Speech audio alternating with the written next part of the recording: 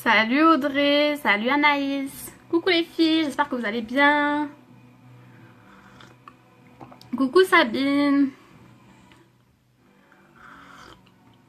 Alors n'hésitez pas les filles à me faire un petit coucou, de me mettre un petit cœur, un petit j'aime, ou bien sûr de partager ma vidéo, ça serait super. Coucou Laura, j'espère que tu vas bien. Canon, merci Anaïs, c'est gentil. Merci Laura. Bah, je vais attendre un petit peu, je suis un petit peu en retard. J'essaie d'attendre, je préparais un peu ma lumière, tout ça, parce que du coup il fait nuit, j'y avais pas pensé. Oui, ça va, merci. Je suis un petit peu stressée, un petit peu angoissée, un petit peu paniquée, j'ai chaud, Ouah. Donc n'hésitez pas à me faire un petit cœur, un petit j'aime ou un petit partage, ça sera avec plaisir, ça sera bien gentil de votre part. Je pense que cette vidéo elle peut parler à beaucoup de personnes. Et elle va pouvoir, voilà, peut-être parler à certaines personnes d'entre vous et ça pourrait faire peut-être changer des vies. Donc n'hésitez surtout pas à la partager. Ça va super, j'ai récupéré ma princesse. Ah, trop bien! Tu vas pouvoir profiter d'elle. Alors ça va, j'ai le cœur qui bat à 100 à l'heure. J'ai chaud, faut que je me calme avant de pouvoir vous parler. Ah, j'ai plus de batterie. Va chercher ton chargeur. J'ai chaud, je suis stressée. C'est la première fois que je vais parler comme ça en direct, un peu de moi, de ma vie, de tout ça. Donc du coup, j'ai rien préparé. En plus, ça va être vraiment au flow. Donc j'espère que ça va pouvoir parler à certaines d'entre vous. Alors ce qui m'a permis de faire cette vidéo, c'est que je fais du développement personnel grâce à Unique. Parce qu'ils insistent beaucoup sur le fait de faire du développement personnel et travailler sur soi-même. Et ça va chichi d'amour, oui et toi du coup on insiste beaucoup sur le fait de faire du développement personnel. Et le développement personnel en fait ça nous permet de faire un travail sur soi-même et de voir les choses différemment, de travailler sur notre passé, de comment le vivre, comment le faire ressortir, etc. Et du coup j'ai pu lire, tu es super, merci Marie. Du coup j'ai pu lire dans un livre. D'ailleurs je pourrais pas vous rappeler lequel c'était, je l'ai même pas noté sur mes notes, mais du coup de faire surtout sur le network marketing, de faire une vidéo sur notre parcours, notre passé, notre vie, pourquoi on est cette personne là aujourd'hui, etc. Et du coup moi ça fait 1 an que je suis avec Unique maintenant, enfin plus d'1 an maintenant, je me dis il faut vraiment que je passe à l'action parce que je parle à beaucoup de personnes, je parle à plus en plus de personnes, je commence à vous connaître de mieux en mieux. J'ai de plus en plus de personnes qui viennent me parler en privé pour savoir un petit peu moi, ma personne, comment ça se fait que je suis dans Unique, est-ce que ça marche pour moi, etc. Et je me suis dit que c'est super important à vous toutes, Sandy, c'est super important à vous toutes en fait de savoir à qui vous parlez en fait, que je suis pas une personne fausse, que j'ai aussi eu mon passé, mon parcours et que c'est une chose très importante.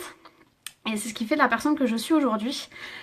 Du coup j'avais envie absolument de partager ça avec vous pour que vous puissiez vous aussi vous référer à moi, parce que dans le livre il y avait marqué comme quoi ça nous aide beaucoup à nous-mêmes de nous livrer, mais ça peut aussi aider des gens autour de nous qui nous entendent et qui se disent moi aussi j'ai vécu la même chose et je vois où elle en est maintenant et ça me donne l'envie en fait d'aller là où elle est maintenant en fait, ou ça vous donne envie de venir me parler, de venir discuter. Donc j'attends de vos messages après ma vidéo en privé si vous voulez, n'hésitez surtout pas, ça me fera chaud au cœur que vous m'envoyez un petit message pour me dire ah ton histoire elle m'a parlé, etc. Franchement ça me ferait chaud au cœur d'avoir ça. Et du coup je me suis dit c'est super important de faire cette vidéo pour que d'autres personnes puissent se référer à moi et voir où j'en suis aujourd'hui, ce qui m'a fait grandir, ce qui m'a fait évoluer, tout ça. Donc comme je vous disais, quand Laura m'a demandé si j'allais bien, je suis toute stressée, comme vous voyez, je suis un peu rouge. J'ai un peu chaud, j'ai un peu le cœur qui bat à 100 à l'heure, je sais pas trop comment prendre ce sujet-là, je sais pas trop comment en parler. J'ai regardé d'autres vidéos de présentatrices uniques américaines qui ont pu le faire aussi, pour voir un petit peu elles, comment elles le présentaient, etc. Donc je vais essayer de vous faire assez bref, assez rapide, mais pour que vous puissiez aussi me connaître un peu plus davantage. Donc tout d'abord, je sais pas si vous l'avez vu ou pas, mais j'ai fait une publication juste avant vous montrant 3 photos de moi étant petite. Et j'avais absolument envie de vous les montrer sur le live, parce que ces photos, ben, c'est moi petite, moi bébé, et c'est ce que je suis aujourd'hui. C'est ce qui me permet d'être ce que je suis aujourd'hui. Donc ces 3 photos, je vais vous les montrer. Et en fait ces photos, ce qu'elles signifient pour moi, en fait, ma mère du coup, quand on était petite, donc je vais commencer comme ça je pense, ça y est je commence.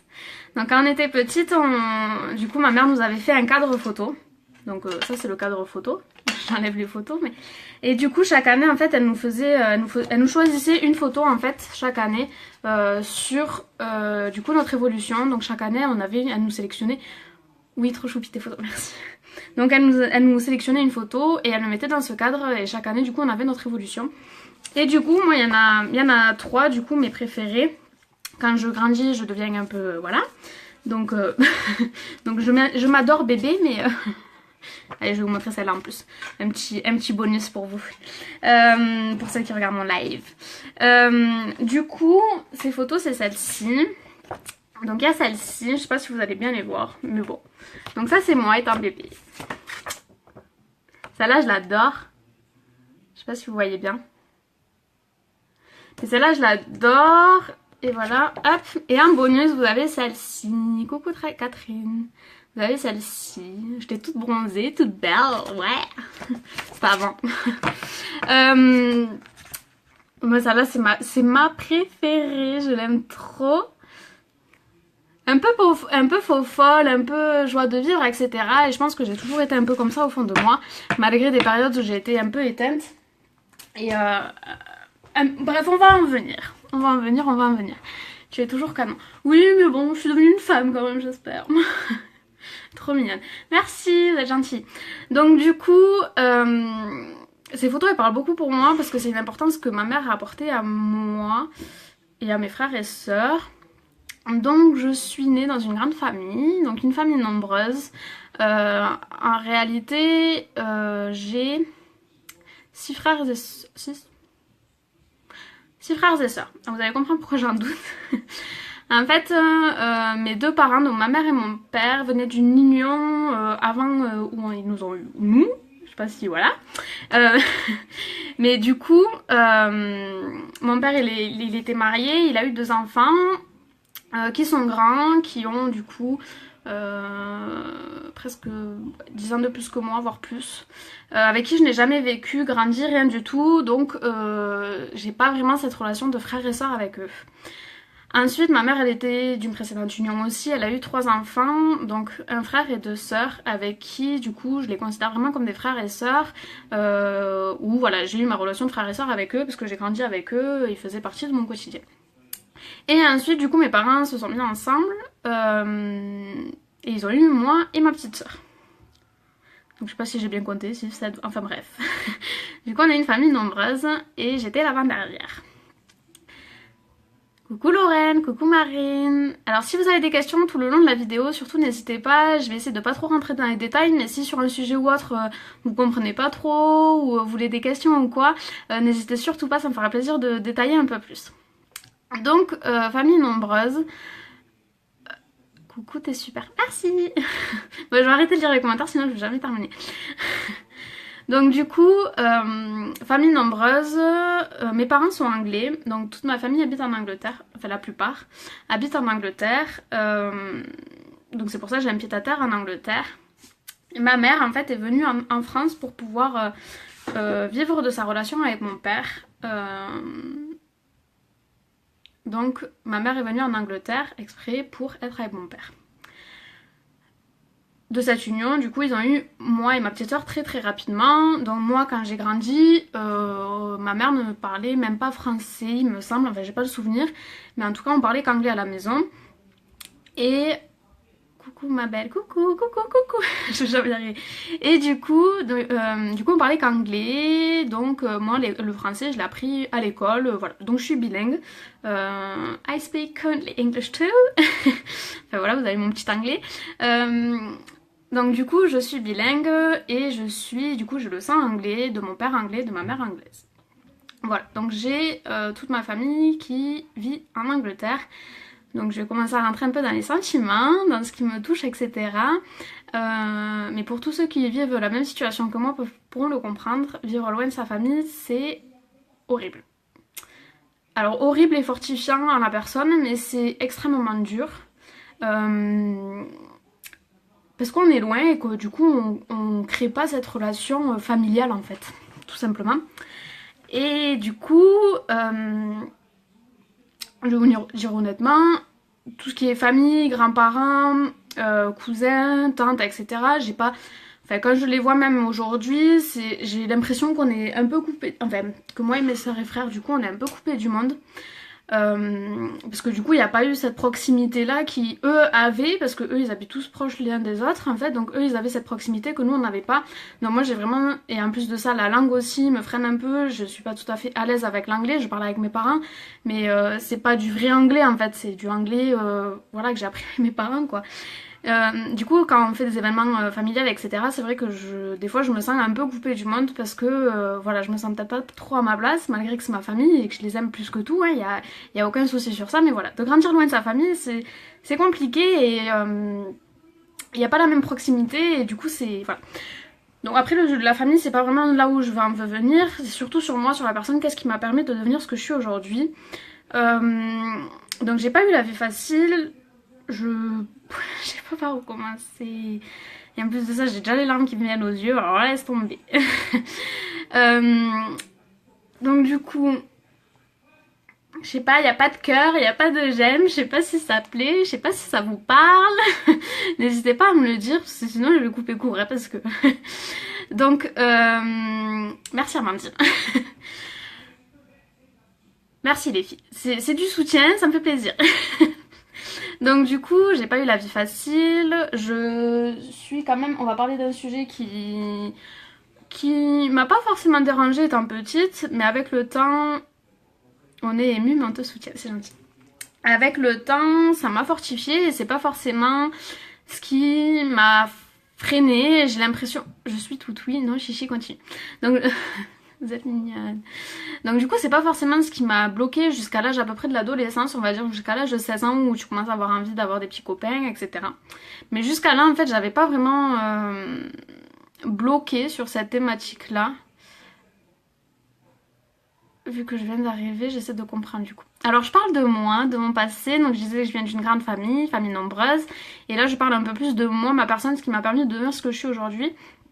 Et là actuellement, j'essaie de parler en fait de mon obésité. De mon surpoids. Je suis classée obèse, hein, donc voilà. Même étant petite, je faisais, si j'ai bien compris, tu es née en Angleterre et tes parents sont anglais. Pas du tout, je suis pas née en Angleterre, je suis née en France, mais mes parents sont anglais. Donc moi je suis née en France, mes parents ils sont venus vivre en Angleterre et ils m'ont eu. Donc en fait je disais que c'était compliqué d'avoir une famille pas proche de soi, donc tout ce qui est grands-parents, etc. Il n'y a aucun souci, je les aime plus que tout, c'est ma famille, c'est... Je me vois pas vivre sans eux ni rien. Mais il n'y a pas cette proximité que par exemple mes cousins ou mes cousines elles ont avec mes grands-parents, etc. Et du coup c'est vrai que quand on a des événements familiaux c'est assez compliqué pour récupérer le tout. Voilà. Mais juste donc, comment es-tu arrivée en France? Non, du coup je suis née en France. Donc je suis toulousaine. J'ai toujours habité à Toulouse. Voilà, on va commencer comme ça. J'ai toujours habité à Toulouse, je suis toulousaine et aujourd'hui j'ai 24 ans. 23 ans. Oh, je sais même plus mon âge. Tellement je suis... Voilà. Non bref, donc du coup là je commence à parler de mon obésité. Donc je suis une petite fille, donc comme vous le voyez j'étais un bébé très bien portant, avec des rondeurs. Voilà, je suis née à 3,4 kg je crois. 3,4 kg à peu près, donc je suis un bébé bien potelé, bien voilà comme il faut, là où il faut, tout va bien. Et en fait en grandissant ben, je l'ai gardé. Donc j'essaie de vous montrer un peu. Voilà, je l'ai vraiment gardé. Hein. Voilà, je suis toujours restée un peu rondouillette, un peu grassouillette, tout ce qu'il faut là où il faut. Trop mignonne, pas vraiment. Mais là c'est la plus ancienne que j'ai. La plus récente que j'ai. Que ma mère a faite. Donc beaucoup de personnes disent que c'est quelque chose de difficile à vivre, etc. Alors certes, j'étais vraiment en surpoids, je faisais 1m50 pour presque 85 kg, c'est énorme.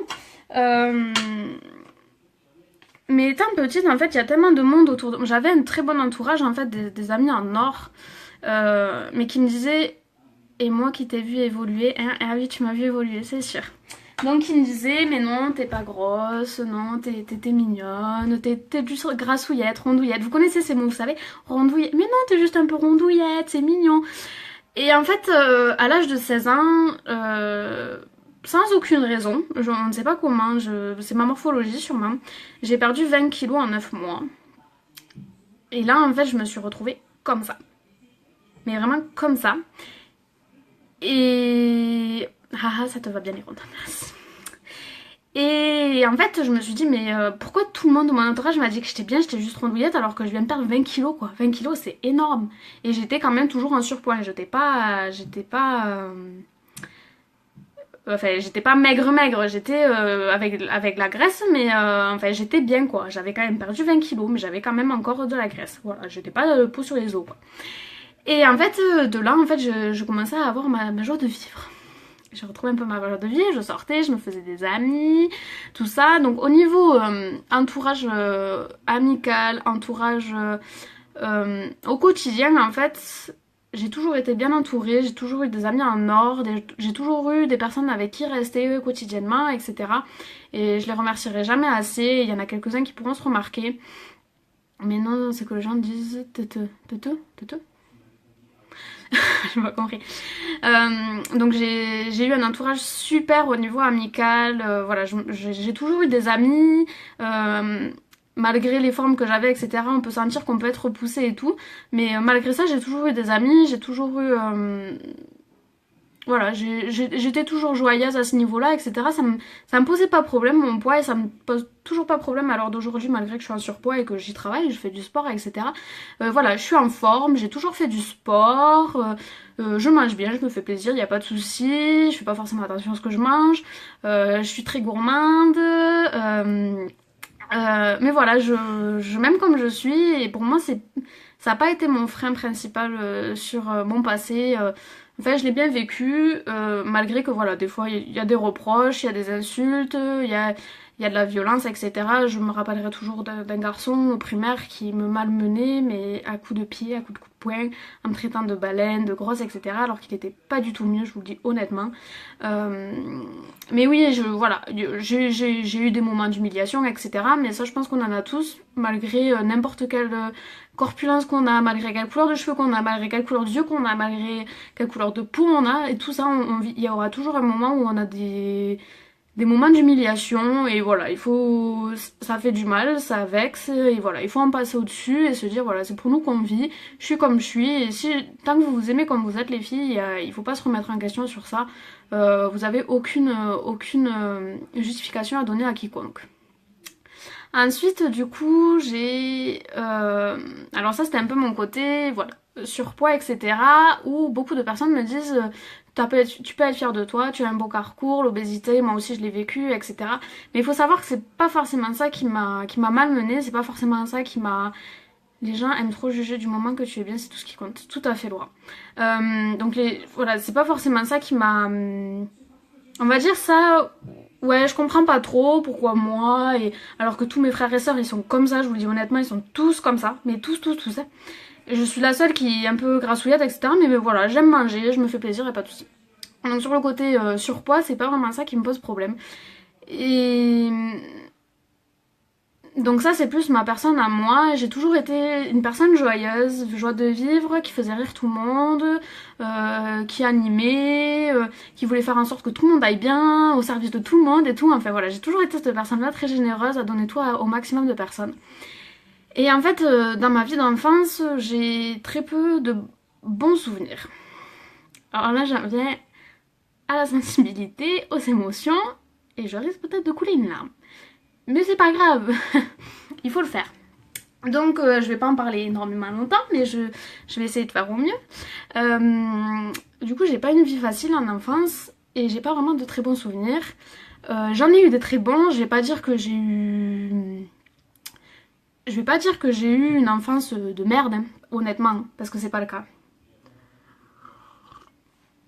Je vais boire un peu pour avaler les larmes, et je vais y arriver. Y a pas de souci, je vais y arriver. Donc, c'est bon, faut pas que le maquillage y coule, hein. Donc du coup,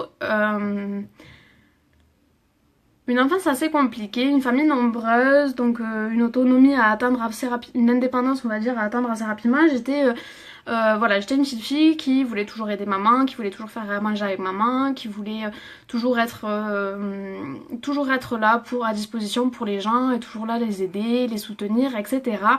Et du coup, j'étais la première à vouloir faire un repasser. Alors vous disiez, mais attends, mais t'avais quel âge pour faire repasser? Mais ouais, à 10 ans, moi je faisais du repassage. C'était ça mes occupations, mais c'était pour aider ma mère en fait. Et du coup, dans mon enfance, j'ai pas. On avait de l'argent. Enfin, on avait de l'argent, pas moi. Mais on était une famille assez aisée quand même.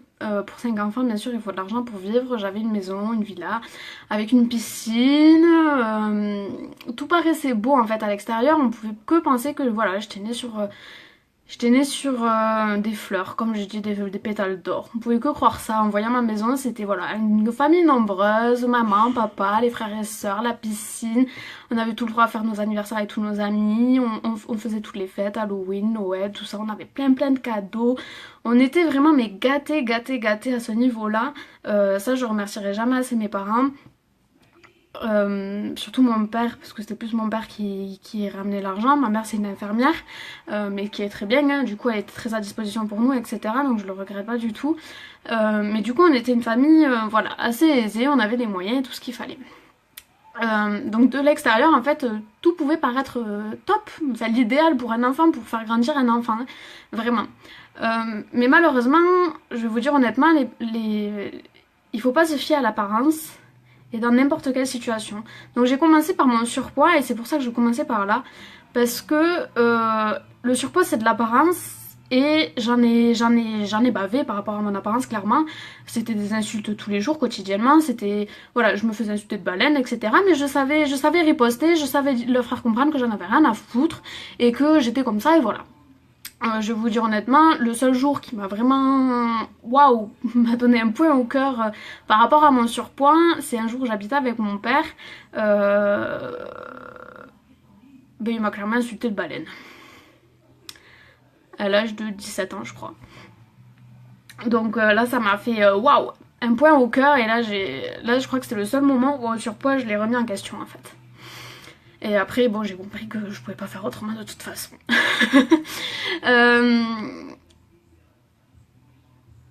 Donc l'apparence, que ce soit physique ou matérielle, il ne faut pas en faire vraiment pas en prendre conscience. Parce que malgré une belle villa avec une piscine, avec une famille nombreuse, avec des parents, il y a des choses qui se passent à l'intérieur que personne à l'extérieur peuvent y penser, mais vraiment personne. On a tous notre histoire, on a tous notre vécu, personne n'a une vie parfaite, personne.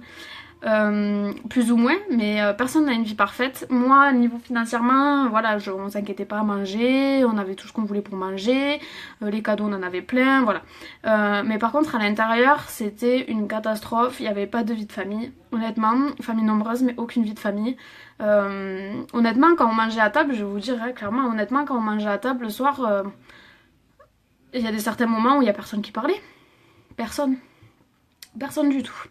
Donc à l'heure d'aujourd'hui c'est compliqué quand on se retrouve parce que du coup on sait pas ce qu'on peut se dire ou ce qu'on peut pas se dire, on sait pas vraiment si on peut avoir une discussion comme frères et sœurs. Enfin c'est très compliqué et même à l'heure d'aujourd'hui c'est super compliqué au vu de comment on a grandi en fait. Maintenant on sait pas trop, enfin moi honnêtement quand je parle à mes sœurs je me demande des fois, je me dis mais qu'est-ce que je leur dis? Est-ce que ça je peux leur dire? Est-ce que ça je peux leur dire? Est-ce que... Et au final en fait on parle pas tant que ça, en fait on a vraiment des relations très éloignées. Ma petite soeur, des fois ça m'arrive de pas lui parler pendant longtemps et après c'est faute à moi aussi, hein. Je fais pas le pas vers les gens non plus, malgré tous les pas que je fais, c'est sûr que moi je fais pas le pas, ça me touche trop, j'ai l'impression de me voir là, on ne fait pas l'amour comme j'ai toujours dit, tout à fait. Donc du coup même à l'heure d'aujourd'hui on n'a pas vraiment une relation de frère et sœur ni parents-enfants en fait. J'ai l'impression. Après, c'est peut-être mon ressenti, c'est peut-être moi qui ai une image fausse de cette relation-là, je ne sais pas. Mais voilà, des moments de tension, des moments de violence. Donc là, je vais commencer à vous parler de choses. Voilà. Donc, j'ai un de mes parents, j'ai pas envie de vous dire lequel ni rien du tout. Mais avoir un parent alcoolique, c'est super compliqué à vivre. surtout quand il a un alcoolisme violent. Du coup, c'était des scènes de violence en permanence. Et des scènes de violence à vivre depuis qu'on est tout petit, en fait, c'est... Je vais y arriver. Donc des scènes de violence à vivre depuis qu'on est tout petit, c'est super compliqué à vivre. Et je sais qu'à l'heure d'aujourd'hui, moi j'ai envie de construire ma famille. Donc moi j'ai pris mon indépendance très très rapidement. À l'âge de 18 ans, je suis partie. Et maintenant je veux construire une vie de famille, mais tout le contraire de ce que ça a été pour moi. Enfin pas tout le contraire, parce que comme je vous ai dit, financièrement c'est vraiment l'idéal pour moi, parce que voilà, financièrement j'avais tous les cadeaux, j'étais gâtée, il n'y avait aucun souci sur ça. Mais voilà, comme dit Sandy, l'argent ne fait pas le bonheur. Et avoir un parent alcoolique, c'est atroce. Honnêtement, c'est atroce. Normalement, j'arrive à en parler calmement maintenant. Il y a pas. Normalement, normalement, j'arrive à en parler sans vraiment avoir des larmes qui versent. Hein. J'en parle à des amis couramment. Maintenant, c'est pas quelque chose qui me. Maintenant, en fait, j'ai pu super mal le vivre étant petite. Mais je me suis repliée sur moi-même et en fait, je l'ai extériorisé en me rendant utile, en fait. C'est ce que me dit mon père. Je lirai vos commentaires après, parce que sinon je vais pas y arriver. Donc je trouve que c'est quelque chose qui m'a permis de devenir la personne que je suis. Et en fait, ça m'a permis, moi, comment je l'ai vécu, moi, en fait, j'ai extériorisé dans le sens où je me rendais utile. Donc comme je vous ai dit, je faisais du repassage. J'étais au maximum au service des personnes, en fait, de ma famille, hein, je parle. Au maximum au service, mais surtout de ma mère et de mon père. De ma mère surtout.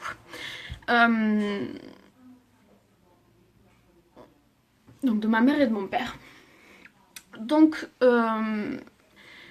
des scènes de violence, mais quotidiennes. Je vais vous dire honnêtement, j'ai pas énormément de souvenirs de quand j'étais toute petite. Pas vraiment. J'ai très très peu de souvenirs et je ne sais pas pourquoi. Je sais pas pourquoi c'est comme ça. Mais j'ai pas beaucoup de souvenirs. J'ai pas de souvenir d'un papa très proche de moi qui pouvait parler, qui... Après, quand je vois des photos, on a fait des choses, mais de fou. Je suis partie en vacances en Amérique, bon, ça c'est mal terminé, mais je suis passée en vacances en Amérique, je suis partie... on partait faire des campings, on faisait plein de choses, ça, il y avait aucun souci. Mais il y avait toujours cette tension, cette haine qui rôdait dans notre famille, et c'était un poids énorme en fait. Et les scènes de violence, elles se faisaient de plus en plus courantes, de plus en plus quotidiennement, tous les soirs.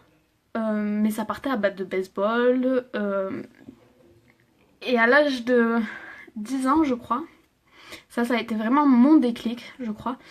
À l'âge de 10 ans, voilà, j'ai entrepris un de mes parents qui presque était en train de tuer mon autre parent.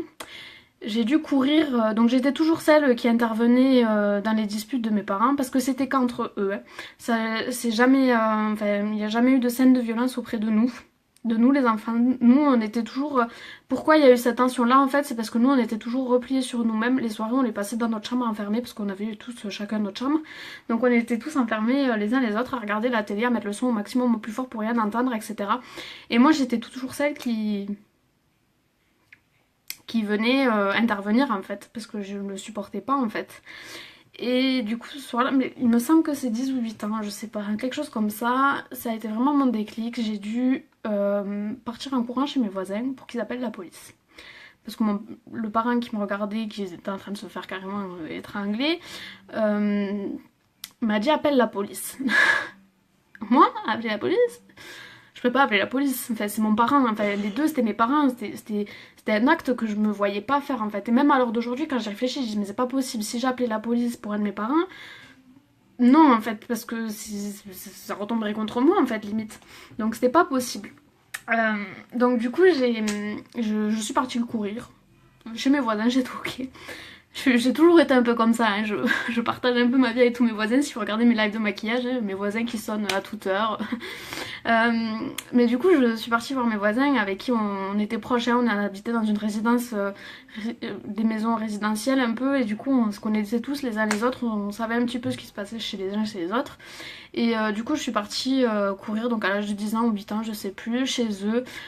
Toquer pour qu'ils interviennent en fait, parce que un de mes parents était carrément en train de se faire tuer par l'autre, Clairement, j'ai la scène en tête, j'ai... Voilà, c'est une scène qui me reste en tête et qui me restera toujours gravée, je pense, honnêtement. Et cette scène, je crois qu'elle me renforce et elle me fait devenir la personne que je suis aujourd'hui parce que je veux pas devenir comme ça en fait. Donc, vous demandez en soirée pourquoi je bois pas d'alcool, tout simplement parce que je veux pas tomber dans ce monde-là, tout simplement.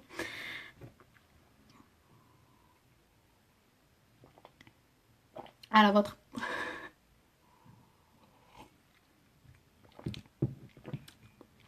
Donc voilà. Donc par rapport à ça, donc sur ce sujet-là, tu es une belle personne. Merci. N'arrive pas à avoir les larmes aux yeux. Du coup, les personnes qui ont vécu ça, je pense qu'il y a pas mal de monde qui le vivent parce que l'alcoolisme est un sujet maintenant qui se fait de plus en plus, on en parle de plus en plus et il y a de plus en plus de familles qui vivent avec un parent alcoolique et tout ça, donc je sais que ça devient du quotidien, etc. Donc il faut pas... voilà, j'ai réussi à passer outre, j'ai été suivie par une psy, tout ça, et je le vois différemment aujourd'hui, et ces scènes, voilà, me font être la personne que je suis aujourd'hui. Mais ces scènes, je les oublierai jamais, et cette tension entre ma famille, elle se perdra jamais en fait, il y aura toujours cette tension, et c'est pour ça que je suis très peu entourée au niveau familial. Au fait du coup de la proximité de ma famille d'Angleterre où malheureusement du coup on n'a pas cette proximité là, et ensuite ma famille, j'ai mon père, ma mère et à Toulouse et j'ai une soeur à Toulouse, mais honnêtement enfin on n'a pas cette relation familiale en fait, pas du tout, et ça manque, honnêtement ça manque, mais bon, et on construit notre famille à nous. C'est comme ça qu'il faut le dire. Et du coup, je sais plus où j'en suis. Pardon.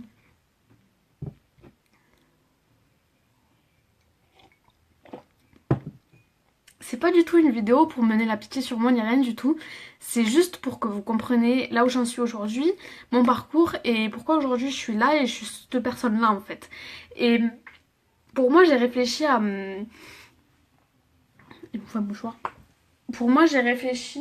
Je vais prendre les chaussettes propres. Pour moi j'ai réfléchi à qu'est-ce qui faisait mon parcours en fait. Qu'est-ce qui faisait de moi la personne que j'étais aujourd'hui, et je ne pouvais pas faire une vidéo sans parler de ça. C'était pas possible parce que ça fait partie de moi.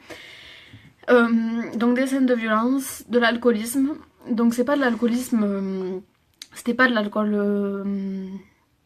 l'alcool pur, fort ni rien du tout, c'était du vin hein, mais ça pouvait aller jusqu'à 2-3 bouteilles de vin par soir en fait, et c'était des scènes de violence, mais des scènes de violence à la batte de baseball, avec du sang, enfin... Voilà, des scènes où il y a un parent qui dormait dehors, où la porte a été fermée, il avait plus le droit de rentrer à la maison. Et nous, tous les frères et sœurs, et bien nous on était tous cloîtrés dans nos chambres. Voilà, on avait tous notre chambre individuelle, donc on partageait pas ces moments ensemble. En fait, on s'enfermait tous dans notre chambre à mettre la télé ou la musique à fond pour pas entendre ce qui se passait en bas. Tout simplement, c'était un peu notre refuge en fait. Mais des soirs à regarder par ma fenêtre les étoiles et à pleurer, j'en ai passé. Honnêtement, j'en ai passé. Mais comme je disais au début, voilà, j'ai toujours eu la chance d'avoir des amis et un entourage amical super, qui ont toujours été là. Pas forcément encore là aujourd'hui, il y a des personnes qui malheureusement ne font plus partie. Voilà, on a des moments d'amitié, il y a des personnes qui restent plus ou moins longtemps dans notre vie. Et mais du coup il y a des personnes qui me resteront gravées parce qu'ils ont toujours été un soutien, malheureusement, malgré que j'étais pas la personne à étaler ce qui se passait chez moi. J'ai jamais été la personne qui venait s'apitoyer sur son sort à ce qui se passait chez moi, c'était pas du tout mon intérêt. Mais voilà, juste de retrouver le matin, d'avoir le sourire, de retrouver des gens avec qui parler, etc. C'est agréable. Je me suis pas renfermée sur moi en fait. J'ai pas eu, je me suis pas, voilà, je me suis pas exprimée comme ça en fait. Je me suis vraiment pas renfermée sur moi. Au contraire, je crois que ça m'a permis de m'extérioriser et encore plus de m'ouvrir aux gens. Et parce que je voulais parler à tout le monde en fait, parce que j'avais besoin de parler, de vivre, vu que j'arrivais pas à parler à la maison ni rien du tout, j'avais vraiment besoin de ces moments-là à l'extérieur. Donc heureusement j'ai eu la chance de toujours avoir des amis et des moments amicaux avec des personnes vraiment en or. Et je les remercierai jamais assez pour tout ce que vous avez fait, malgré que vous le savez pas. Mais voilà, malgré ce que vous savez pas ce qui se passait chez moi, vous avez quand même fait partie de mon enfance et vous étiez des personnes de soutien, même si vous le savez pas à l'heure, à l'instant même quoi. Euh, donc ces scènes-là m'ont permis voilà de... Et en fait je suis... Parce que j'ai l'impression de me répéter aussi. Enfin bref, dites-le moi, laissez-moi un commentaire si ça va pas, hein, parce que je le fais en live mais j'aurais jamais dû, j'aurais dû le faire en vidéo. Enfin bref. Donc du coup je suis... Il y a pas longtemps de ça, je suis partie au restaurant avec mon père, donc en tête à tête. Très très rare. Mais il voulait me parler d'une chose en particulier. Et il m'a fait peur en fait. Et cette chose en particulier, ça a été en fait ma façon à moi, sur quoi il voulait me parler en fait. C'était ma façon à moi d'avoir vécu ces histoires-là en fait. Bon déjà, bon, il a commencé très bien, j'ai commencé à pleurer déjà. Parce que voilà, désolé d'avoir fait vivre tout ça, etc. Mais en fait j'avais besoin, il avait besoin de parler avec moi pour... T'inquiète papa, c'est normal que tu bugs, c'est pas facile. D'habitude, on en parle aisément, il y a aucun souci, mais il y a des soirs où c'est plus émotionnel que d'autres, c'est tout. Donc, moi, j'avais cette façon de réagir où j'avais besoin de toujours être utile, de toujours être au milieu de tout, de toujours être au courant de tout. Alors que par exemple ma petite sœur, qui elle aussi était au milieu de tout ça, ma petite sœur au contraire elle s'est carrément repliée sur elle-même. C'est super compliqué de savoir les émotions de ma petite sœur, etc. Alors que moi c'est tout le contraire. Moi j'étais très émotive, je montrais toujours ce que je ressentais, je disais, je pensais ce qui me passait par la tête. Moi voilà, je tournais pas en rond, je tournais pas en bourrique, je disais ce qui me passait par la tête et j'intervenais dans les disputes toujours. Et je me rendais utile en fait, s'il fallait faire à manger, s'il fallait faire le repassage, etc. Et en fait, c'est ce qui m'a permis d'avoir mon indépendance très rapidement en fait. Enfin, très rapidement, non à 18 ans, mais à 18 ans, je suis partie de chez moi. Et je me débrouille toute seule depuis. Mais voilà, j'étais très autonome, j'avais pas besoin de... Je rentrais toute seule de l'école, enfin j'avais besoin de personne en fait, j'étais dans mon petit monde, j'intervenais quand il fallait. J'avais l'impression d'être une petite maman en fait. Je sais pas si c'est ma... Voilà, mais j'avais l'impression d'être une petite maman, une deuxième maman. Et je m'occupais de moi-même toute seule en fait. Mais j'étais enfant. À l'âge de 8 ans, je m'occupais de moi-même toute seule. Mais c'est pas plus mal, je vous assure, c'est pas plus mal. J'aurais dû me tracer une truc. Donc du coup, tu parlais de ton père qui t'avait dit ça. Tout à fait, merci. Donc voilà, mon père il voulait me parler par rapport au fait de comment moi j'avais réagi face à tout ça, donc du fait que... Donc c'était très rapide, très bref, hein, c'était juste pour me parler de ça. Il voulait essayer de comprendre un petit peu pourquoi j'avais réagi comme ça et pas autrement en fait, mais je peux pas savoir, c'est ma personne, j'ai grandi comme ça, enfin, pour moi c'était pas possible de l'expliquer en fait, j'ai réagi comme ça, j'ai réagi comme ça. Ensuite avec ma mère j'ai une relation très particulière. Parce qu'en fait, je ressemble au niveau caractère apparemment de ce que me dit ma mère. Je suis le portrait craché de mon père. Euh, et au vu de la haine qu'il y avait en fait entre mes parents, si vous voulez, ma mère elle a toujours évoqué une haine envers moi en fait. Sans vraiment le vouloir, je pense, sans vraiment... Mais c'était comme ça, c'était naturel et ça a toujours été comme ça. À l'âge de 6 ans, j'avais fait un cauchemar, je vous ai raconté une anecdote, hein, mais à l'âge de 6 ans, j'avais fait un cauchemar, je suis partie la voir, bon, ils dormaient séparément du coup, mon père il dormait en bas, ma mère elle dormait dans le lit. Je suis partie voir ma mère, elle m'a dit va voir ton père, de toute façon t'es pas ma fille. À l'âge de 6 ans. Mais ça, je vais vous dire honnêtement, même mes frères et sœurs, ils sont pas au courant de ça, mais parce que je gardais tout au fond de moi et j'extériorisais d'une façon différente en fait. Je faisais semblant que tout allait bien, que j'étais disponible pour tout le monde, etc. C'était ma façon de faire les choses, je restais joyeuse, je restais... voilà, donc je pense que même mes frères et sœurs ils n'étaient pas au courant de ça. Mais du coup c'est ce qui s'est passé à l'âge de 6 ans et en fait ça m'a posé des questions, je me suis dit mais pourtant t'es ma mère en fait. Mais j'ai pas cherché à comprendre, je suis retournée au lit et j'ai continué, ma vie a continué. Donc là on va passer rapidement, j'étais en primaire, au collège, tout se passait bien, nickel, j'arrive au lycée, nickel, et à l'âge de 16 ans, Ouais. Donc j'avais besoin d'une indépendance très rapidement. Et en fait, à l'âge de 16 ans, j'ai commencé à travailler les étés. Donc j'avais plus de vacances scolaires. En fait, de mon plein gré, hein, de mon choix, j'ai rencontré une fille qui s'appelle Marine, qui m'a proposé de partir l'été avec elle à Saint-Cyr-la-Popie. Donc il y en a quelques-unes qui doivent connaître, parce que du coup elle est partie là-bas tous les étés pour faire des boulots d'été en fait, des boulots saisonniers. Donc je suis partie avec elle 2 étés d'affilée sur 2-3 mois pour me faire un peu d'argent de poche et travailler l'été, donc j'avais pas de vacances d'été. Donc c'était des étés de malade où vraiment je pensais qu'à moi, on faisait que sortir, on avait vous savez comment ça se passe dans les petites villes, les petites fêtes de village et tout, donc vraiment on dormait presque pas, on travaillait 12 heures par jour presque à se buter quoi. En fait c'était vraiment énorme et on vivait dans un camping, le premier été. On vivait dans un camping, donc en plus, voilà. Mais c'était vraiment un souvenir de malade, en fait. J'étais coupée de tout, j'avais plus du tout les histoires de ma famille, etc. Et c'était vraiment énorme. Je vous ai pas dit, j'ai oublié le plus important, à l'âge de 13 ans, 14 ans, je crois, mes parents ont divorcé. Heureusement, je vais vous dire honnêtement, je crois, pas beaucoup d'enfants qui le disent comme ça, mais moi je suis la plus heureuse des enfants. Et honnêtement, à l'heure où ça se passait, je disais exactement la même chose. Les gens me disaient, ah mais tu dois être triste, tes parents divorcent. Non, je suis contente qu'ils divorcent. Je suis contente. Ils sont pas faits pour être ensemble, honnêtement. Donc ils ont divorcé et du coup je faisais garde alternative, une semaine chez ma mère, une semaine chez mon père.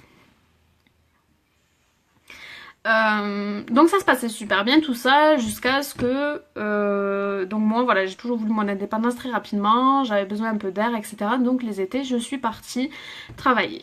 Cet été là, un soir, je demandais en fait à ma mère de pouvoir rester chez mon père plus longtemps pour me concentrer sur mon permis, parce qu'en fait ma mère elle habitait dans un village qui était un peu extériorisé, tout ça, et elle était obligée de prendre la voiture pour nous amener à un bus ou autre pour venir à mon auto-école en fait. Donc j'avais demandé en fait juste si c'était possible que je reste plus longtemps chez mon père pour me concentrer sur mon permis et qu'après je reviendrai en semaine, enfin aucun problème pour moi à la base. Et sa réponse a été, je crois la nuit même, elle m'a dit, Sarah, tes cartons ils sont à la porte, je te veux plus à la maison. Donc à l'âge de 16 ans, ma mère m'a mis à la porte. Ah mince, Tina, essaie de te déconnecter, de te reconnecter. Dites-moi s'il y en a d'autres à qui ça fait pareil. Avant de continuer, s'il vous plaît. Est-ce que ça marche les filles? Oui, non? S'il vous plaît.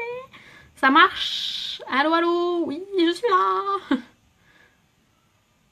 Oui, oui. Non? Bon, je ne sais pas, mais je continue du coup. Super pour moi. Bon, mais je continue, Tina. Essaie de te déconnecter, de reconnecter. Donc du coup, ma mère à l'âge de 16 ans m'a mis à la porte, mais sauf que moi je me trouvais même pas sur Toulouse en fait. J'étais même pas là et elle m'a mis à la porte. Va comprendre, bref. C'est comme ça, c'est la vie, il faut pas chercher à comprendre. Il faut savoir qu'elle a mis à la porte presque tous mes frères et sœurs, dont moi aussi. Donc, c'est pas une maman méchante, hein, pas du tout. Honnêtement, c'est une maman en or. Bref, je vais vous parler de ma mère un peu plus tard. Et du coup, elle m'a mis à la porte et du coup, moi, j'étais même pas sur Toulouse, donc j'ai dû appeler mon père pour qu'il aille récupérer mes cartons. Elle avait mis toute ma chambre dans des cartons et du coup, pour récupérer mes affaires, donc je suis rentrée de cet été-là et je vivais uniquement chez mon père. Jusqu'à l'âge de 18 ans, donc de 16 à 18 ans, je n'ai eu aucune nouvelle de ma mère. Aucune. À part pour m'envoyer des messages d'insultes. Ma mère a un talent pour envoyer des messages d'insultes. Maintenant, je le prends à la rigolade. Et du coup, de la 16 à 18 ans, plus aucune nouvelle de ma mère, sauf voilà, pour des messages d'insultes, pour me dire que j'étais bonne à rien, que de toute façon je suis la fille à mon père, que je ressemble trop à lui, que voilà, enfin bref.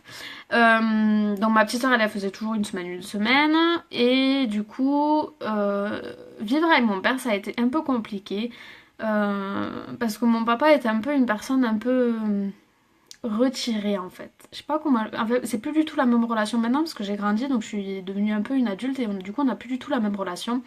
Mais du coup à cet âge-là ça a été super compliqué. J'avais l'impression qu'on n'avait pas de discussion. Mais comme je vous ai dit au début en fait, il y avait une tension en fait. On n'avait pas de discussion, on parlait pas. Et Et en fait, les semaines où il n'y avait pas ma petite sœur, mais c'était super compliqué. Parce que du coup, enfin, des fois on mangeait même pas ensemble quoi. Donc de l'âge de 16 à 18 ans en fait, voilà, je sais pas, j'avais une vie, hein, je faisais du basket, ce qui a été un recours pour moi on va dire, du coup ça a été un peu mon outil de sortir de ce monde-là en fait. Du coup j'avais des entraînements 2 fois par semaine et tout, donc c'était sympa, j'en avais fait 12 ans du basket. Donc j'étais assez douée aussi, il faut le dire, hein, je veux pas le cacher, donc j'étais assez douée au basket. Du coup j'avais les matchs le week-end, des tournois, etc. Donc le basket ça a été une partie de ma vie que waouh, j'ai adoré. J'ai adoré, même d'ailleurs le basket ça me manque aujourd'hui. Euh, mais du coup ça a été voilà, ça a été mon lieu en fait où vraiment j'avais des milliers et des milliers d'amis, je connaissais tout le monde, vu que j'étais assez douée, les gens c'était ah Sarah, t'as fait des 3 points et tout. Enfin voilà. Et mais du coup de l'âge de 16 à 18 ans en fait j'ai l'impression que j'avais plus du tout de relation familiale en fait. J'étais un peu coupée du monde. À part au niveau amical, là je vous parle vraiment familial. Malgré que je vivais avec mon père, hein. Mais ma petite soeur, elle était là une semaine sur deux, l'autre semaine on se parlait pas. Mes frères, mes grands frères et grands sœurs, du coup, du côté de ma mère, ben du coup on se parlait plus beaucoup, sauf quand ils venaient chez mon père. C'est pas leur père, hein, mais ils ont quand même une relation, vu qu'ils sont venus en Angleterre très tôt, ils ont quand même une relation, on va dire, paternelle, honnêtement. Hein. Mais ouais, j'étais en manque de relation familiale, je pense. Et à cause de tout ça, vers 18 ans et demi, 19 ans, je crois, dès que j'avais. Ouais. J'ai décidé de prendre mon appartement.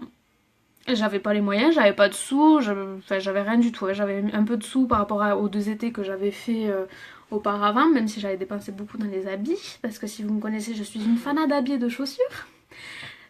Donc une grande majorité était partie là-dedans. Mais du coup j'avais une partie à côté et du coup j'ai annoncé à mon père que voilà, je prenais mon appartement, il me fallait mon indépendance, je voulais plus vivre dans cette ambiance-là en fait. Et d'avoir vécu les 2 étés du coup de mes 16 et 17 ans, ou mes 17 ou 18 ans, je sais plus, 16 ou 17, je sais plus, d'avoir vécu ces 2 étés-là loin de tout ça, coupé et que voilà, j'arrivais très bien à vivre, on mangeait, on vivait, enfin aucun souci. Je me suis dit j'ai pas besoin de mes parents et j'ai besoin de cette autonomie, de cette indépendance. À cette époque-là, j'ai passé mon bac. Donc j'étais en première de bac ST2S. Donc dès mon sortie du brevet, en fait, j'ai décidé de partir dans des études de social. J'étais très attirée par le social, voilà, comme je vous ai dit, depuis toute petite, je voulais toujours être là, à l'aide de tout le monde, à leur rendre des services, etc. Et du coup, je crois que c'est ça qui fait que je suis partie dans des études de sociaux. Et du coup, j'ai fait un bac ST2S, donc sciences techniques, sanitaires et sociales. Et du coup, j'étais en première, parce qu'après on passe en terminale, ouais. Donc en première. Et j'ai pris mon appartement. Sauf que du coup, qui dit appartement, dit charge mensuelle. et... et mon père il m'a dit d'accord, tu prends ton appartement mais tu te débrouilles. Bien sûr, il allait pas non plus payer pour mon appartement quoi. En plus de ça, j'ai toujours fait mes études dans le centre de Toulouse, alors que j'habitais à Castanet. Donc aussi la distance, transport en commun, etc. ça m'énervait un peu. Et voilà, j'avais vraiment besoin de cette indépendance. Donc du coup, j'ai pris mon appartement, du coup, sur Toulouse, dans un quartier de Toulouse, Jolimont. Voilà, j'avais pris mon premier appartement. Mais du coup, ce qui signifie charge mensuelle dit revenu mensuel. Mais sauf que je passais mon bac. Donc ça veut dire école de 8h à 17h, 18h même, c'était 18h. Donc de 8h à 18h. Mais j'ai pas lâché l'affaire. Je suis déterminée, je suis butée, je veux ce que je veux et je vais là où je veux. Et du coup, j'ai cherché du boulot. Avant de me trouver un appartement, bien sûr, j'ai cherché du boulot pour me permettre, bien sûr, de pouvoir avoir un appartement. Donc, je travaillais en tant que serveuse. Dans un restaurant chinois. Donc la seule blonde et française qui travaille dans un restaurant chinois, c'est moi. Vous savez, dans les restaurants chinois, on voit toujours des Chinois qui parlent pas français ou des Asiates, etc. Mais moi, voilà, je travaille dans un restaurant chinois. asiatique, désolée, asiatique. J'y ai travaillé 2-3 ans, je crois. Donc j'étais en CDI spécial étudiant. Et du coup, j'étais à l'école la journée, donc de 8h à 18h. Et du coup, j'enchaînais direct en tant que serveuse, du coup, de 18h45, je crois, donc j'avais même pas de pause entre les cours, le temps que j'y aille en transport en commun, de 18h à 23h. Et du coup, j'habitais toujours à Castanet ces temps-là, quand j'ai commencé à travailler, parce que je voulais absolument mon appartement, donc j'ai dit, il faut que je travaille avant d'avoir l'appartement. Bien sûr, il faut les sous avant de l'avoir. Et en fait, de rentrer en transport en commun jusqu'à Castanet, ça me faisait rentrer à 1h du matin. Parce que j'ai 1 heure de transport de centre-ville, et la nuit, vous savez que c'est encore plus doublé. Donc, je rentrais à 1h du matin chez moi, et le matin, il fallait que je parte à 6h du matin. Donc ça me faisait des nuits de 5 heures. J'ai vécu ça, je crois, pendant 9 mois, je crois. Quelque chose comme ça. Et là, j'ai trouvé un appartement que je voulais absolument. Donc après, j'ai déménagé dans l'appartement. Et ça allait mieux au niveau des horaires, même si je faisais toujours mes 8h, 18h de cours. Et du coup, 18h45, 19h minuit au boulot en tant que serveuse. Il faut savoir que je suis tombée sur des profs très compréhensifs, très, très présents pour moi. Il m'arrivait de m'endormir en cours et bien sûr, c'est... Comment dire? Les autres, ils arrivaient peut-être pas à comprendre pourquoi. Moi, j'avais le droit et pas eux. Mais ça, il m'arrivait de m'endormir en cours, et les profs ils me disaient rien, il m'arrivait de pas rendre des devoirs. Mais j'avais pas le temps en fait, j'avais pas le temps en fait, donc j'avais ce soutien-là en fait de mes profs. Et après, j'ai eu une dérogation de l'école pour qu'ils me payent la cantine aussi pour le midi, parce que du coup, je mangeais plus du tout. Honnêtement, je ne mangeais plus du tout. J'étais dans une période de ma vie où je mangeais plus du tout parce que le soir, j'allais travailler. Donc, je mangeais au resto, ils fournissaient le repas. Donc, je mangeais au resto le soir, le restaurant asiatique. À force, ça bouffe des nems, je vous le dis honnêtement. Et le midi, je mangeais pas parce que j'avais pas les moyens de m'acheter, de me faire une gamelle, rien du tout. Et non, là, c'est peut-être la partie ennuyante, je sais pas, mais du coup, je travaillais la nuit en même temps que mes études la journée, et ça a été ça, et c'est toujours ça. Je suis toujours dans mes études de sociaux, et je travaille toujours à côté. Donc il faut dire que j'ai un CV très très nouveau, très très enrichissant, parce que j'ai travaillé en tant que serveuse, j'ai travaillé en tant que plongeuse, j'ai travaillé maintenant en tant qu'agent de service dans une clinique, enfin j'ai fait plein de boulots. Des petits boulots, vous savez, les boulots qu'on dit un peu de merde. Honnêtement, c'est des boulots qui nous fortifient et qui nous permettent, comme des personnes comme moi qui n'ont pas forcément, les moyens. J'aurais les moyens si mes parents étaient présents, mais qui a décidé de prendre son indépendance et de me débrouiller toute seule. Voilà, qui a décidé voilà, de mon indépendance, de me débrouiller toute seule et de pas demander de l'aide à mes parents, parce que mon père il aurait pu être présent financièrement, hein, si j'avais vraiment besoin il aurait pu, mais c'était vraiment non en fait, il fallait que je me débrouille toute seule, en fait c'était pas possible. Donc de l'âge du coup de 16 à plus de 18 ans, quand j'ai pris mon appartement, ma mère m'a envoyé un message, parce que je reviens un peu sur ce sujet là, ma mère m'a envoyé un message en me demandant si on pouvait pas avoir une relation d'adulte. Alors quand j'ai lu ce message, je vais vous dire honnêtement, je suis tombée de nu en fait, honnêtement de nu. En fait, il fallait que je prenne mon appartement, mon indépendance, il fallait que je m'éloigne de mon père pour avoir la relation que j'avais avec ma mère. Et pour avoir une relation d'adulte, alors que c'est elle qui m'a mis à la porte. L'adulte, c'est qui dans l'histoire? Enfin, on va pas revenir sur ce sujet-là. Ma mère, j'ai une relation super à l'heure d'aujourd'hui, même si c'est super compliqué, mais elle est présente et du coup, je vais vous raconter au fur et à mesure. Donc moi, c'est ma mère, ça restera toujours ma mère. C'est elle qui m'a mis au monde, c'est elle qui fait que je suis là aujourd'hui. Du coup, moi en fait, ma réaction ça a été pas de la dire tu m'as mis à la porte, tu crois vraiment que je vais revenir vers toi. Non. Au contraire, ça a été oui, bien sûr, on peut passer des moments ensemble. Ça me ferait plaisir de passer des moments avec toi d'adulte en fait. Et du coup, j'ai retrouvé une relation comme ça avec ma mère où on se faisait des journées à Cadiséo, où on allait manger au resto. Voilà, mais toujours, voilà, toujours des ambiances tendues en fait, parce que voilà, c'est comme je vous ai dit, c'est toujours le cas maintenant. C'est toujours le cas maintenant. On ne sait pas quoi dire en fait, on sait pas trop quoi parler, etc. Enfin, on ne sait pas, quand on se voit, Voilà, on sait pas trop quoi dire, en fait, ce qu'on peut dire, ce qu'on peut pas dire. Enfin, donc, du coup, j'ai une relation comme ça avec ma mère où elle m'envoie un message si elle veut me voir, et voilà. Clairement, c'est ça. Et en fait, de prendre mon indépendance, ça m'a fait énormément me rapprocher de mon père aussi. Donc, en fait, c'était un mal pour un bien, en fait. À l'âge de 18 ans, j'ai dit je pars, et je suis partie, et j'ai grandi, en fait. Je suis devenue un adulte, entre guillemets, un enfant adulte, hein, parce que du coup, je travaillais à côté de mes études, et comme j'ai dit, c'est toujours le cas maintenant. Donc, je passais mon bac, et ensuite, j'ai fait mon BTS ESF, économie sociale et familiale. Et j'ai eu une chance énorme de trouver en alternance. Du coup, j'ai trouvé un contrat. Du coup, j'ai arrêté mon contrat en tant que serveuse, pour lequel j'ai été pendant 2 ans, je crois, dans le resto asiatique. Et du coup, ça m'a permis de faire mon BTS en alternance et du coup de garder mes revenus mensuels et tout en enrichissant mes études et d'avoir cette expérience professionnelle au niveau du social. Donc je l'ai fait dans un bailleur social, ce qui est HLM, et j'étais point recours au travailleur social pour les demandes de mutation. Enfin, on va pas rentrer dans le détail. Mais du coup, en fait, ces expériences professionnelles en fait, que j'ai et que j'enchaîne depuis l'âge de 16 ans, en fait, c'est ce qui font que je suis là aujourd'hui et que je me bats. Et qu'il y a un petit ange avec moi quelque part qui fait... ou c'est peut-être moi avec ma détermination qui me fait arriver là où je veux et voilà, là où je veux quoi, honnêtement. Et du coup ensuite, donc j'ai eu mon BTS avec acharnement, mais je l'ai eu. Et sachez que tous mes diplômes, je les ai eu, mon brevet, mon bac. Mon bac, ça a été, je crois, le plus compliqué. J'étais au rattrapage. J'avais le maximum de points à rattraper.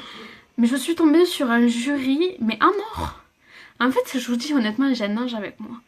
Je suis tombée sur un jury en or qui on a parlé. En fait, je ne savais même pas répondre à sa question parce que le cours du handicap, c'était un cours où je dormais honnêtement. Et du coup, on a parlé et je lui disais que j'avais déjà trouvé mon patron pour mon BTS en alternance, que je voulais faire ce BTS là pour faire ça, ça, ça. Et elle m'a dit, c'est bon, tu l'as. Et en fait, elle m'a mis un 16 et du coup, j'ai eu mon bac.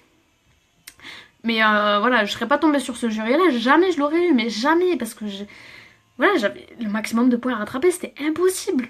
Et ensuite, j'ai passé mon BTS, et mon BTS, je l'ai eu. Et donc, cette expérience professionnelle dans un bailleur social, ça m'a enrichi professionnellement et ça m'a plus déterminée sur ce que je voulais faire. Je savais que je voulais être dans le social, je savais que je voulais être là à aider les gens, je savais que je voulais apporter mon soutien, je savais que vraiment c'était ce côté-là qui me donnait envie.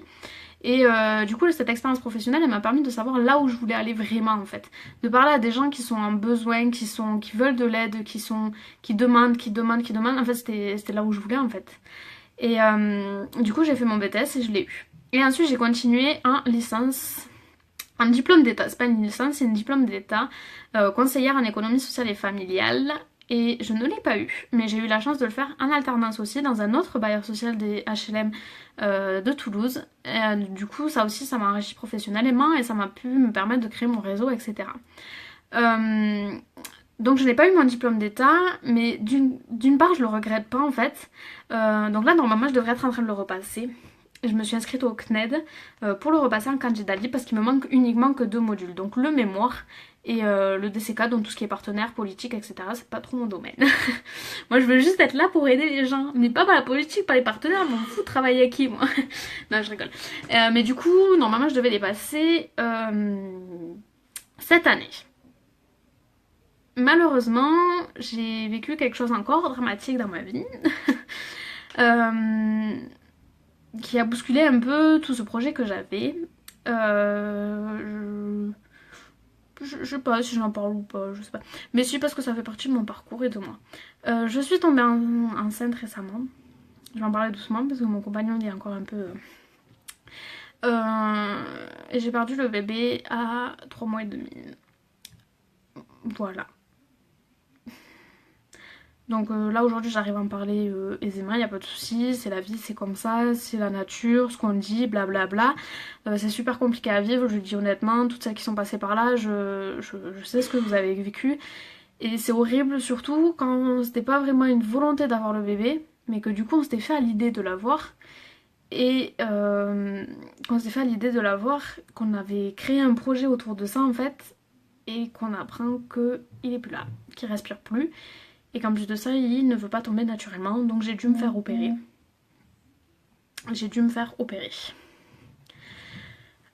Donc ça c'était très très récent, c'était en mai. Voilà. Donc c'est encore tout frais, j'ai eu un mois d'arrêt au boulot, etc. Parce que c'est vraiment une période difficile à vivre. Honnêtement, tous ceux qui sont passés par là, waouh, c'est quelque chose de... Je le souhaite à personne, honnêtement, je le souhaite à personne du tout. Donc je vous ai pas dit, mais du coup ensuite, à la suite de mon diplôme d'état de conseillère en économie sociale, du coup je me suis réinscrite par le CNED, mais du coup mon contrat d'alternance il finissait. Et du coup il fallait que je retrouve un boulot pour me permettre d'avoir mes charges mensuelles, pour payer mes charges mensuelles comme d'habitude, hein. C'est toujours la préoccupation. Et du coup en fait, je cherchais pas vraiment. Et ma mère, elle m'a dit envoie un mail au RH de la clinique Pasteur, t'habites juste à côté et tout. Et en fait, 2 heures après que j'ai envoyé mon mail, ils m'ont appelé en me disant voilà, on a ce poste de ménage, est-ce que ça vous dit voilà. Donc j'y suis allée pour l'entretien et j'étais embauchée. Le lendemain, je travaillais. Donc voilà. Donc j'ai toujours eu un petit ange avec moi qui me booste en fait, qui me permet de continuer. Et jusqu'à maintenant, je fais toujours du ménage dans la clinique pour me permettre voilà, de payer mes charges mensuelles et qui me permet aussi de continuer mon projet professionnel. Donc mon diplôme d'état, du coup, je l'ai laissé tomber, je ne le passerai pas cette année parce que du coup, je vois un peu plus clair dans mon projet, là où je veux être. Et du coup, je me suis inscrite en CAP esthétique pour commencer en octobre. Donc vous allez me dire, mais c'est quoi le rapport avec le social? Pour ensuite faire une formation de socio-esthéticienne. Donc beaucoup de personnes, pas grand monde connaît ce secteur-là, mais socio-esthétique, les socio-esthéticiennes, elles interviennent en fait, par exemple dans des cliniques ou ils pourraient intervenir en partenariat avec Pôle Emploi, par exemple, ou autre, pour intervenir auprès des personnes, mais ça va être plutôt sur l'image de soi, sur l'estime de soi, sur la confiance, sur tout ce symptôme-là, sur tous ces sujets-là en fait, sur la valorisation, sur retravailler sur soi, sur notre apparence, mais à l'intérieur en fait. Je sais pas comment, si je m'explique bien. Ça veut dire travailler sur soi, mais par exemple en sachant comment se coiffer, comment se maquiller, comment retrouver goût à nous-mêmes en fait, comment se redécouvrir, redevenir femme. Par exemple, ils peuvent intervenir auprès des femmes avec le cancer du sein par exemple, pour retravailler sur elles, comment reapprendre à aimer leur image dans le miroir, comment retrouver la confiance, tout ça. Donc c'est vraiment sur...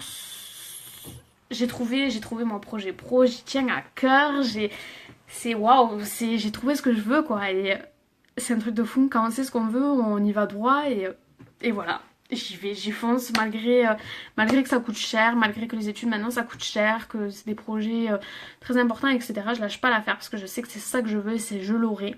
Je veux intervenir auprès des personnes qui ont besoin par rapport à leurs images, la confiance, parce que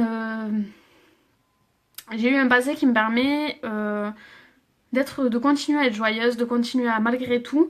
Et j'ai envie de transmettre ça à tout le monde. En fait, j'ai envie que tout le monde il se dise non mais moi aussi je peux être belle, moi aussi je peux être canon, moi aussi je peux avoir confiance en moi, je sais que je vaux ça et tout, c'est ça que je vaux et voilà. Donc j'ai vraiment envie de construire ce projet-là pour intervenir auprès de ces personnes-là. Et mon grand projet c'est d'ouvrir mon propre salon avec en partenariat sûrement Aurélie qui s'est inscrit avec Unique avec moi il n'y a pas longtemps. Mais du coup, je fais un clin d'œil à Aurélie parce que c'est un grand projet qu'on parle de plus en plus. Ça serait d'ouvrir notre propre salon de socio-esthéticienne pour intervenir auprès de toutes personnes qui ont besoin ça peut être des personnes aisées comme des personnes moins aisées, pour intervenir auprès de leur personne, l'image, comment reconstruire son image, mais plus de l'intérieur. Ça va pas être sur vous savez, il y a les conseillères en image, donc savoir comment valoriser son corps, comment s'habiller, si t'as telle forme, tu t'habilles comme ça, etc. Ça va pas être tellement ça, ça va être plus vraiment sur la confiance, comment toi tu te perçois dans le miroir, comment toi tu te pressens en fait, ta confiance en toi-même en fait. Donc c'est plutôt ce côté-là sur lequel on intervient. Et ça c'est mon grand projet. Voilà. Du coup, je suis... pour l'instant, je reste en agent de ménage du coup à la clinique Pasteur. Et je commence mon CAP l'année prochaine. Et je vais pouvoir continuer d'alterner le boulot et les cours pour bien sûr mes charges courantes quotidiennes.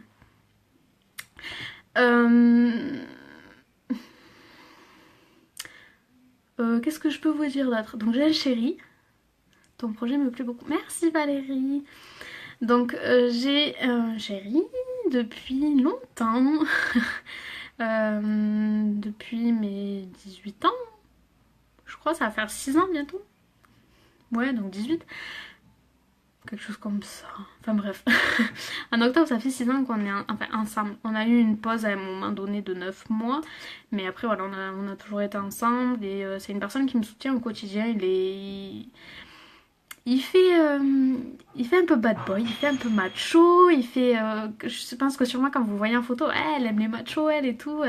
Donc il s'appelle Mounir. Et c'est un nounours en fait, c'est mon nounours à moi. Il est d'un soutien énorme, il m'apporte énormément.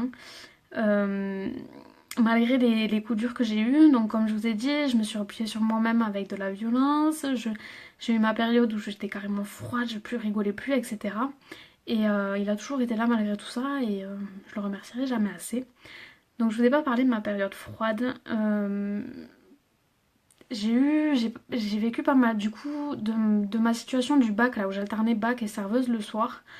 Et après mon BTS en alternance, j'ai eu plus ou moins d'expériences, de mauvaises expériences, un accident de voiture, un avortement de mon choix, malheureusement. Donc un accident de voiture, euh, des études qui se passaient pas super bien, une overdose plus de fatigue, enfin c'était vraiment une période très difficile pour moi où je me suis repliée sur moi-même et j'ai perdu tous mes amis. Honnêtement, j'ai perdu tout le monde. Presque. À part quelques personnes, hein, mais du coup, j'avais plus personne autour de moi, j'avais plus aucun soutien. C'était ma période où j'étais plus avec Mounir en plus. J'ai vécu un avortement le jour de mon anniversaire. Donc samedi, c'était la veille du vide-grenier. Donc tu peux te savoir un petit peu pourquoi j'étais comme ça au vide-grenier et pourquoi je me suis sentie abandonnée dans cette classe. Et en fait, cette période, elle m'a coupée de tout le monde en fait. Vu que j'avais plus aucun soutien de personne, je me suis carrément repliée sur moi-même et j'étais devenue froide, désagréable. J'étais comme me dirait Sandy, on me définissait comme une agressive alors que c'était pas du tout moi en fait. Mais vraiment pas du tout moi, c'était pas du tout ma personne. Et d'ailleurs Sandy, encore merci. Sandy, si vous savez, j'avais eu un accident de voiture et du coup elle m'a hébergée pendant quelques temps pour mes études. Je la remercierai jamais assez. Parce que sinon j'aurais pas pu continuer de faire mes études non plus. Donc du coup j'ai eu cette période où je me suis carrément repliée sur moi-même. Et en fait j'ai dû énormément travailler sur moi pour retrouver en fait la personne que j'étais, en fait pour retrouver cette Sarah joyeuse, celle qui avait envie de parler à tout le monde, celle qui était sociable, celle qui voilà, qui donnait la joie de vivre et qui quand elle faisait une fête, un anniversaire ou autre, elle pouvait pas laisser une personne qui était un peu mal à l'aise. C'était moi la personne mal à l'aise. Non, c'était pas moi en fait, c'était pas possible que ce soit moi en fait. J'étais toujours celle qui avait envie de parler à tout le monde et tout. Et cette personne, je la retrouve petit à petit. J'y suis pas encore, honnêtement, je vous le dis honnêtement, j'y suis pas encore. Il y a des temps où je suis coupée du monde, j'ai pas envie, je parle à personne, etc. Et c'est pas moi et je m'aime pas comme ça et j'y travaille énormément. Et cette vidéo va me permettre aussi de partager ça avec vous et de me permettre d'évoluer, de me forcer à m'évoluer aussi parce que j'ai envie de me retrouver. Mais ça prend du temps à se retrouver, honnêtement, à se reconstruire, à se reconstruire, à avoir confiance en soi, ça prend énormément de temps. Et figurez-vous, là je vais vous parler de quelque chose qui est unique. Alors on dit, oh elle va me parler d'unique, elle va faire un truc opportunité, nanana. Pas du tout, mais vraiment pas du tout les filles, c'est pas du tout mon objectif, c'est pas mon objectif de la vidéo, j'ai dit que je vous partageais mon parcours de là où j'en suis aujourd'hui, donc c'est ce que je vais faire. Et Unique a fait partie de ma vie depuis 1 an maintenant, et du coup je sais ce qu'elle m'apporte et je sais ce qu'elle m'apporte quotidiennement. C'est une compagnie qui a pour mission de valoriser, relever et de travailler sur l'estime, la confiance des personnes. Donc en plus de ça, en plus que ça rejoint mon projet perso, comme je vous l'ai dit auparavant, en plus que ça rejoint mon projet perso, ça me permet de me reconstruire à moi-même, de redevenir la personne que je suis. Avec Unique, on a accès à énormément de formations, de vidéos. On travaille énormément sur le développement personnel. C'est super important de travailler sur soi, sinon notre business il évolue pas. Euh, et du coup, en fait, petit à petit, je me redécouvre, je me refais des amis, je recrée des liens avec des personnes. Je vais vous dire honnêtement, vous toutes là qui me regardez sur Facebook, je pense qu'à toutes je vous parle quotidiennement. Et en fait, juste de vous dire coucou, ça va en fait, et que vous me répondez, en fait, ça me fait chaud au cœur en fait. C'est énorme, mais ça m'apporte énormément. Et vous allez me dire, mais elle est folle. Mais pas du tout en fait. Vous m'apportez. Personnellement, c'est énorme ce que vous m'apportez, c'est un soutien énorme. Vous me permettez de me retrouver, de me reconstruire et de retrouver la personne que j'étais en fait, à vouloir parler à tout le monde, de vouloir aider tout le monde, tout ça. Et en fait, Unique, ça me permet de changer des vies, honnêtement, de changer des vies. Je parle à des personnes qui n'ont plus du tout confiance en elles, qui n'ont plus du tout d'estime d'elles, etc. Mais juste de leur parler de maquillage, juste de leur reparler de leur vie en fait, de parler d'elles en fait. Et bien elles me disent merci Sarah pour tout ce que tu m'apportes, alors que je fais rien, je fais juste parler avec les gens en fait. Vous y rendez même pas compte ce que ça fait juste de parler avec du monde, que vous connaissez à travers un écran par Facebook, que vous connaissez un réel. Parlez-vous, ça va, tu racontes quoi? Parlez de votre vie, parlez de vous. Tu es tellement attachante. Merci les filles. Parlez de vous en fait, mais parlez à tout le monde en fait. Ça vous ferait tellement du bien, c'est un truc de ouf. Et Unique en fait ça m'apporte sur ce sujet là parce que du coup ça me permet d'élargir mon réseau en fait, parce que sinon je vous aurais pas toutes connues, c'est pas parce que jamais j'aurais eu l'idée de vous rajouter un ami sur Facebook comme ça. On se dit pas ça, ça se fait pas dans la vraie vie, sauf si on travaille pour un network marketing, dans le network marketing, mais ça se fait pas, donc je vous aurais jamais connu. Mais quel gâchis de ma vie, honnêtement, quel gâchis de ma vie. Vous faites partie de ma vie. Et vous savez, je vous ai posé une publication il y a pas longtemps, vous demandez sans quoi vous pouvez pas vivre. Et moi je vous dis honnêtement, c'est sans vous, sans tout le monde en fait. Je vous le dis honnêtement, j'ai toujours été une personne qui avait besoin de compagnie. J'ai toujours été une personne qui a toujours été entourée. Et j'ai besoin du monde autour de moi, j'ai besoin qu'on me parle, j'ai besoin de parler à des gens, j'ai besoin de tout ça en fait. Je vais pas vous répondre que je peux pas vivre sans ma mère, je vais pas vous répondre que je peux pas vivre sans mon père, je vais pas vous répondre que je peux pas vivre sans ma famille. Honnêtement, c'est vrai, je peux pas vivre sans eux, mais comme je peux pas vivre sans vous en fait. Parce que c'est vous mon quotidien et c'est vous les gens avec qui je parle quotidiennement, c'est pas ma famille, c'est vous. Et j'ai besoin de gens avec qui je parle au quotidien, honnêtement. Et ça avait mon cœur que je le dis honnêtement, c'est pas pour faire du blabla, c'est juste la vérité. Donc voilà, j'ai répondu à la question parce que plusieurs d'entre vous m'ont dit ah, à toi de répondre et tout. Mais voilà, c'est sans vous qui faites mon quotidien en fait. C'est sans mon chéri, je pourrais pas vivre, sans vous avec qui je parle au quotidien, etc. Mais vous imaginez même pas ce que ça m'apporte personnellement. En fait, ça me permet de me reconstruire, de retrouver ce que je suis, la Sarah joyeuse, Sarah qui a envie de parler à tout le monde, Sarah qui a envie de sortir, Sarah qui a envie de voir le sourire sur tous les visages possibles. Mais n'importe qui que je croise dans la rue, je vais lui dire bonjour. Bonjour, ça coûte rien. Ça coûte rien. Et juste un sourire, ça peut embellir la vie d'une personne en fait. Honnêtement. Ça coûte rien du tout. Rien du tout. Et depuis que je fais ce travail-là, du coup, avec Unique, depuis que je travaille sur moi et que je vois les choses complètement différemment et que j'ai envie d'élargir mon réseau et de me faire des amis partout, en fait, et bien, ça me change à moi. Et je me redécouvre. Et ça depuis un an. Depuis un an. Et je le dis avec le cœur, c'est de la gratitude. La gratitude, je remercierai jamais assez la personne qui a mis Unique dans mon chemin, en fait. On croirait pas comme ça parce qu'on se dit ouais c'est juste un truc comme Network, c'est tout, mais rien à voir, mais vraiment rien à voir, parce que on travaille sur notre personne, on travaille sur notre image, on travaille sur nous, on tient énormément à ça. Le développement personnel c'est quelque chose qu'on met super en avant dans Unique. On travaille sur l'image qu'on projette, on travaille sur on travaille sur tout ça en fait, et c'est ce qui nous permet de nous construire en fait et de nous retrouver, et énormément de personnes ont besoin de se retrouver. On est dans un monde individualiste et j'aime pas ça, j'aime vraiment pas ça. Je suis pas faite pour ça et moi je le vivrai pas comme ça. J'irai contre ça et je parlerai avec vous tous les jours jusqu'au jour où vous me direz Sarah tu me saoules et je te bloque. Tant que tu m'as pas bloqué je parlerai avec toi en fait. Et si ça te dérange, ben tu me le dis, j'arrête de parler avec toi. Mais c'est toi qui perds dans l'histoire. Parce que parler avec le monde, parler avec des gens autour de vous, c'est le bonheur dans la vie en fait, de pouvoir échanger, de construire des choses ensemble, que ce soit de malheur ou de bonheur en fait. Juste de parler avec des gens, c'est super important. Et, euh, et honnêtement, en fait, de parler avec vous, c'est mon quotidien et je vous en remercierai jamais assez.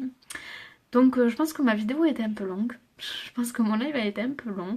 Je pense que j'ai raté énormément de choses. Je vous ai pas tout raconté, mais ne vous inquiétez pas, il y aura d'autres vidéos. Je vais vous préparer plein de choses. Mais j'avais vraiment envie de partager ça avec vous. Parce que je trouve ça super important de ce que ça apporte. Et, euh, Unique et m'a permis de vous rencontrer toutes en fait. Pas forcément vrai, mais de vous rencontrer au moins à travers mon téléphone, à travers un écran. Et moi qui parle avec vous quotidiennement, en fait, j'ai besoin que vous sachiez qui je suis en fait. J'ai besoin que vous sachiez d'où je viens et que pourquoi je parle comme ça avec vous, que vous trouvez ça pas ça bizarre en fait. C'est juste de l'amitié en fait. C'est juste je propage mon bonheur, j'ai envie de parler avec vous. Tout simplement. Et j'ai envie de retrouver la Sarah que je suis, à mettre le sourire sur tous les visages. Et c'est vous qui me permettez ça en fait, c'est vous qui me montrez que je peux le faire, que je suis capable de le faire et que je vais y arriver et que j'irai loin comme ça en fait. Donc voilà, c'était surtout voilà, une petite vidéo pour vous partager tout ça, pour vous dire tout ce que je ressens. Désolée si ça a été long, mais n'hésitez pas les filles à me faire un petit retour, à me dire par message un message privé pour me dire Sarah j'ai vécu la même chose que toi, ta vidéo ça m'a touchée, ça m'a parlé, ça me donne envie d'aller plus loin parce que je vois où t'en es maintenant. Enfin vraiment, juste voilà, ce que vous pensez, ce que...